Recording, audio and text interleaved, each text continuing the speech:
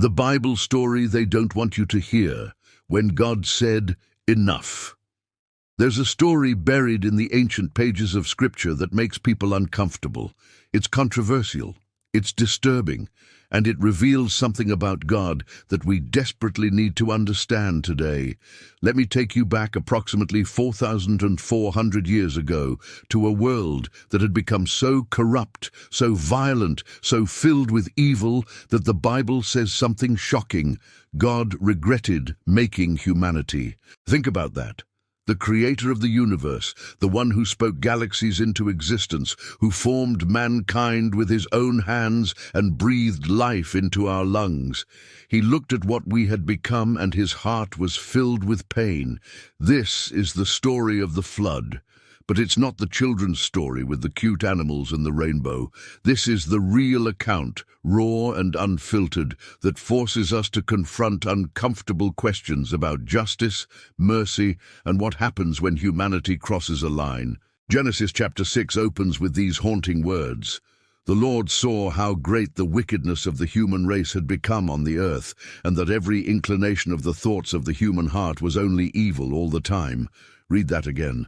Not sometimes evil, not occasionally evil, only evil, all the time, every thought, every intention, every moment of every day. The earth wasn't just sinful, it was violent. The Hebrew word used here is Hamas, which means violence, cruelty, and injustice so extreme that it fills the earth. Imagine a world where the strong devoured the weak without mercy, where children weren't safe, where justice was a joke, where corruption ruled every system, where wickedness was celebrated and righteousness was mocked. And here's what makes people uncomfortable. God didn't ignore it. He didn't look the other way. He didn't say, well, that's just humanity being humanity. He said, I will wipe from the face of the earth the human race I have created, and with them the animals, the birds, and the creatures that move along the ground, for I regret that I have made them. This is where modern minds struggle. How could a loving God destroy almost everything? How could the God of mercy unleash such judgment? Critics call it genocide. Skeptics call it divine cruelty. But here's what they miss, and here's what we need to understand. God didn't flood the earth because people made mistakes. He didn't destroy humanity because they forgot to pray or broke some religious rules. The earth was filled with violence. Humanity had corrupted itself so thoroughly that the next generation had no hope. Children were being born into a world where evil was all they would ever know. The violence was perpetual, systematic, and total. God's judgment wasn't about anger, it was about stopping the cycle. It was about protecting the innocent from a world that had become a living hell. It was about saying enough when humanity wouldn't. But here's the part they never emphasize. But Noah found favor in the eyes of the Lord. In the midst of total corruption, there was one man, just one, who still walked with God. One family that still chose righteousness when the entire world chose violence. And God saved them. Think about what this means. God could have started over completely.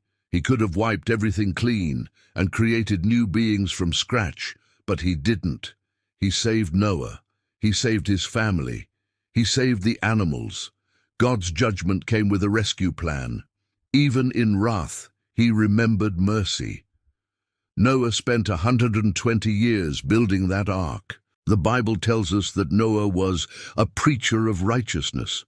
For over a century, he warned people. He gave them time. He showed them the way of escape. Every day that hammer hit wood was another invitation to repent.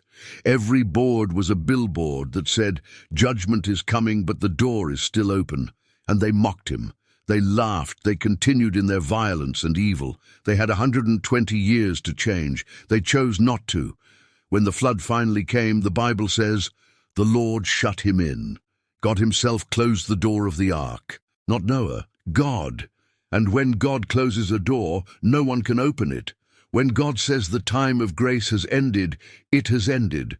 The waters rose. The earth that had been corrupted by violence was cleansed by water. Everything that breathed died, except those in the ark. For 40 days and 40 nights rain fell. The fountains of the deep burst forth. The world as they knew it ended. But inside the ark there was safety. Inside the ark there was life. Inside the ark there was hope for a new beginning. Here's what makes this story so relevant today. We live in a world that's once again filled with violence.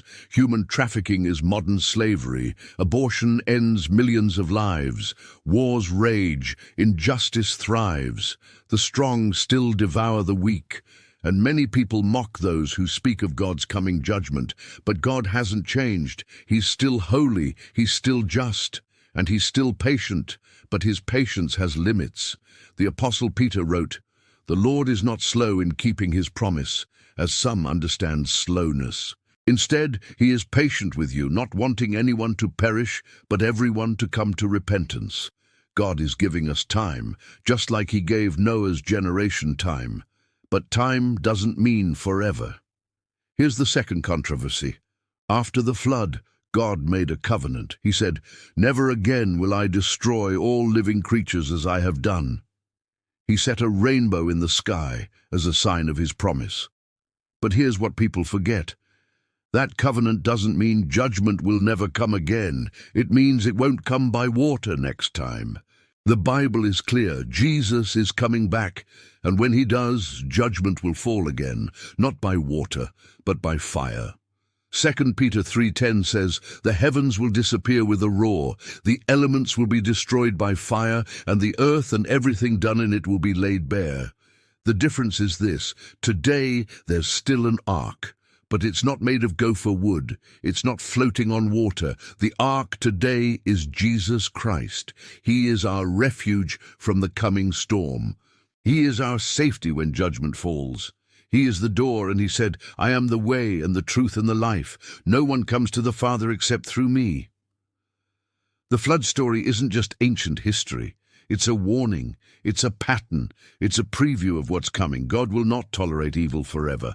He will not allow violence to continue indefinitely. He will not look the other way when humanity crosses the line. But just like in Noah's day, God is still offering rescue. The door is still open. The invitation is still extended. Come into the ark is now come to Jesus. The choice is still ours. Critics say this story makes God look cruel. I say it makes God look just. He didn't ignore evil. He dealt with it. He didn't pretend violence was okay. He stopped it. He didn't abandon righteousness. He preserved it through Noah's family. And he didn't leave us without hope. He sent his Son. Jesus stepped into our violent world, experienced our cruelty firsthand, died on a cross, and rose again, all to provide a way of escape from the judgment we deserve.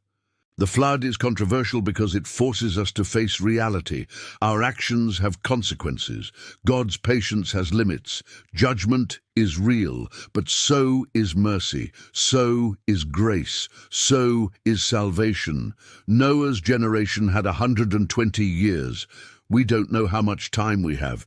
What we do know is this: the door is still open today, but one day God will shut it, just like he did before.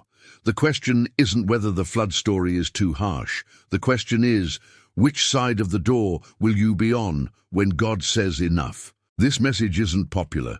It's not comfortable, but it's true.